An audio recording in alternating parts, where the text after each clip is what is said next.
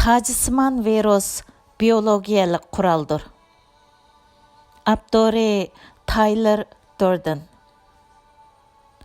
ئامېرىكا بىئولوگىيەلىك قوراللار قانۇن لايىھەسىنىڭ تۈزگۈچىسى دوكتور فرانسىس بويل جاھان ئاھالىسىنى ھاڭ-تاڭ قالدۇرىدىغان bir قېتىملىق سۆھبەتتە 2019 yılının axırında payda bo'lgan Wuhan تاجىسىمان ۋىرۇسىنىڭ hujumchan biologiyalik urush quroli ekanligini va Dünya Səhiyyə Təşkilatının buningdan allaqachon xabar topganligini təfsili sharhladi. Francis Boyle Illinois Qanun İnstitutining xalqaroliq qonun professori bo'lib, u biologiyalik qurollarni cheklash ahdnomasining Amerika davlat ichida ijro qilinadigan biologiyalik qurollar orqali terrorizmga qarshi turish qonuni degan nom bilan tonilgan qonun loyihasini tuzgan va mazkur loyiha Amerikadagi ikki palata tarafidan birdak ma'qullanib, prezident George W. Bush tarafidan imzolangandan keyin rasmiy qonunga aylangan. Doktor Francis Boyle geopolitika va imperiya taratqusining maxsus ziyoratini qabul qilib, Wuhanda yamragan tاجىسىمان virus Xitoy va mazkur yuqumli kasalning tarqalish manbasi deb qaraydigan Wuhandagi 4-darajalik biologiyalik bexatarlikka ega tajribaxona haqida to'xtaldi. U mazkur virusning ajallik va hujumchan biologiyalik urush quroli yoki boshqa virusning funksiya xususiyatiga erishilgandan keyin uni gen nuqtasidan o'zgartish orqali tayyorlangan harbiy va puhraviy sohada tang ishlatiladigan biologiyalik urush virusi ekanligiga ishonadi va Xitoy hukumati shu vajidan dastlabda bu ishni yoshirishga tirishib, amdilikda bor kuchi bilan tizginlashga urinayotidi deb qaraydi. Wuhandagi 4-darajalik biologiyalik bexatarlik ega tajribaxona Dünya Səhiyyə Təşkilatı tarafidan maxsus bekitilgan tadqiqot tajribaxonasi bo'lg'achqa, Doktor Boyle Dünya Səhiyyə Təşkilatı bu ishning haqiqatidan to'liq xabardor deb qaramoqda.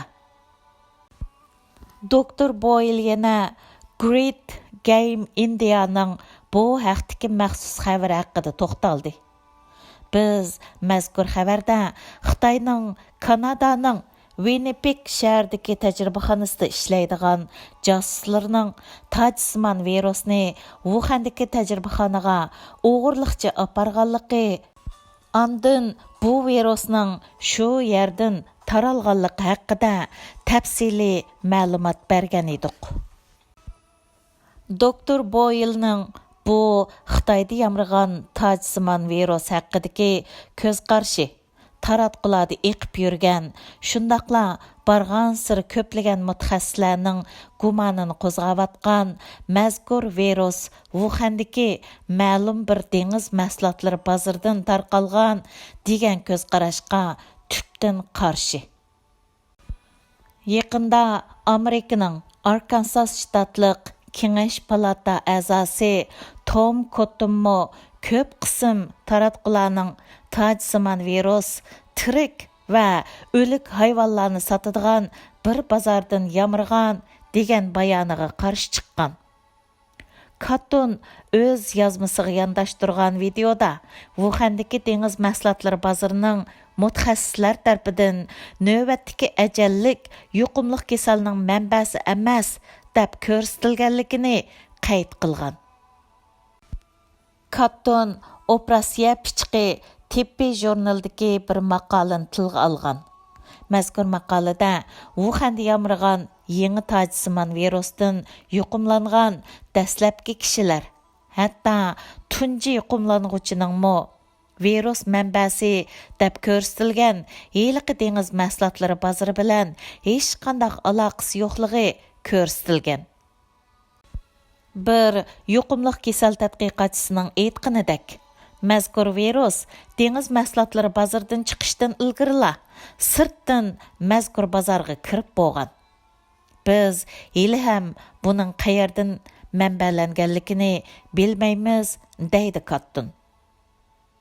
Yana şunu səminglarga salamanki, Wuhanda yana Xitoydagi birdan-bir 4-chi darajalik biologiyalik bexatarlikka ega dunyodagi tajisimon virusnimi o'z ichiga olgan eng ajallik kasallik manba tanchilarni tadqiq qiladigan darajadan tashqari tajribaxona bor.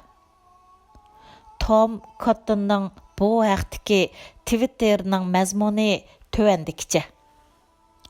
Xitay 2 ayның yaqı tajisimon virusning Wuhandagi ma'lum dengiz mahsulotlari bozoridan taralganligini aytib kelyapti. Ammo amaliyat undaq emas. The Lancet jurnalida ko'rsatilishicha, vujudida mazkur virus bayqalgan eng dastlabdagi 40 bemorning 14 tunji bemormi shuning ichida. U dengiz mahsulotlari bozori bilan har qanday shaklda uchrashib baxmagan. Bu xil ko'z qarashni o'ttirg'i qo'yganlardan yana 4-chi qatimliq dunyo urushining manbasi va hamoqat va uning raqibi qatorliq kitoblarning avtori J.R. Naykosmi bor. Uning to'limi atrofli yozilgan maqolasida Xitoyning sobiq davlat mudofaa ministri general Chixaotianning Xitoy kompartiyasining yuqori darajalik kadrlarga qilgan maxfiy so'zi oshkorlangan bo'lib, bu so'zlarda Chixaotian Xitoyning uzoq mazgillik qad ko'tarish planini tushuntirib, bu jarayonda Xitoyning viruslarni qurolga aylantirish maxfiy planining turtkilik rol o'ynaydiganligini aytgan. Nykost o'zining tajisimon virus tahlilida tövəndikidək o'xshamagan 3 xil sonliq ma'lumot nuqtasini o'ttirg'i qo'ygan. Buning ichida 3-chi sonliq ma'lumot nuqtasi hammadan bak o'ylanishga arziydi. Great Game India jurnali tajisimon virus biologiyalik quroli Xitoy qanday qilib Kanadadan virus o'g'irlab, ondan uni qurolga aylantirdi degan mavzuda bir maqola e'lon qilgan. Maqolaning avtorlari to'limi ziyraklik bilan Xonning Virology Journal jurnaliga besilgan maqolasi bilan Xitoy fuqarolarining yangi tajisimon virus va boshqa ajallik organizmlar saqlanayotidi deb qaraldigan Kanadaning Winnipeg shahridagi davlatlik mikrobiologiya tajribaxonasida bexatarlik belgilamalariga xiloflik qilganligi haqidagi xabarni bir yerga qo'ygan. Bultur 5-ayda Kanada xon jamiyati otliq saqchilari mazkur ishni tekshirishga boshlagan va 7-ayning oxiriga kelganda Xitoylar mazkur tajribaxonadan haydab etilgan. Aytilishicha, bosh Xitoy tadqiqotchi Chu Shango Winnipeg shahri bilan Wuhan orasida ko'p qitim safar qilgan. Biz bu yerda V organizmining tarqalish liniyasi haqida aqlga uyg'un bir yakunni o'ttirg'i qo'ya olamiz. Bu virus oldi bilan Saudiya Arabistonda bayqalgan. Ondan Kanadada tadqiq qilingan. Ondan bu yerda bir Xitoy tadqiqotchi tarafidan o'g'irlanib, Wuhanga elib berilgan. Great Game Indianing yuqorqi maqolasimi Tayvan istixborot tarmoqining mas'ulining 2008-yildagi bayonlarga o'xshashla shiddatli hujumlarga uchirdi. Haqiqiy ahvolning qandaq bo'lishidan qat'iy nazar. Biz cho'qim hisoblashlarımızda virus genidagi yaqinlik va keskin o'zgargan bo'lish ehtimolining tövənlikidan iborat reallikni nazarda tutishimiz kerak. 2019-yili nCoV organizmining 2012-yili Saudiya Arabistonida bayqalgan nCoV virusining qurolga aylantirilgan nusxasi bo'lish ehtimolligi intayin yuqori. Great Game India Tajissiman virusning biologiyalik qural ekanligiga aloqador yozmani e'lon qilgandan keyin sonliq ma'lumot omborimiz kashiliga uchrabli qolmay, Facebook'dagi yozmamizmo Great Game Indianing Facebook beti tepilmadi degan tayin yo'q sabab bilan to'sib elindi. Bu vaqtdagi xabarimiz Diplomatiya, ya'ni Foreign Policy jurnalining Facebook'ning tashviqot quroli ekanligi bilan tonilgan PolitiFact'ning va BuzzFeed News'ning zaharxanda hujumlariga uchirdi. Zaharxanda hujumlarga uchirgan yolg'iz Great Game India'lı emas, dаңlıq blog tor betimo Hindistonlik bir olimning Wuhan virusi tabiiy shakllangan emas, balki tajribaxonada yetishtirilgan bo'lishi mumkin degan mazmundagi tadqiqot natijasiga aloqador xabarni tarqatganligi uchun Twitter tarafidan to'sib etildi. Ya'ni mazkur blogning ulanmalarni Twitterda e'lon qilg'ili bo'lmas bo'ldi. Odamni cho'chitadiğini mazkur tadqiqot torda ijtimoiy taratquv mutaxassislarining shiddatlik tanqidlarga uchraganligi uchun tadqiqotchilar maqolalarni o'chirib o'tishga majbur bo'ldi. Hindiston hukumati buningga qaytarilgan inkos sifatida Amerika, Xitoy va Hindistonlik tadqiqotchilar, ya'ni Xitoyga yaqin joydagi Nagaland shtatida vujudida Ebolaga o'xshash ajallik viruslarga qarshi elementlar bor shaparang va odamlarga qarta elib borgan bir turlik tadqiqotga qarta tekshirish elib berish haqida buyruq tushirdi. Mazkur tadqiqotga qatnashgan 12 nafar tadqiqotchining ikkisi Wuhan virusi tadqiqot o'rniga tava edi.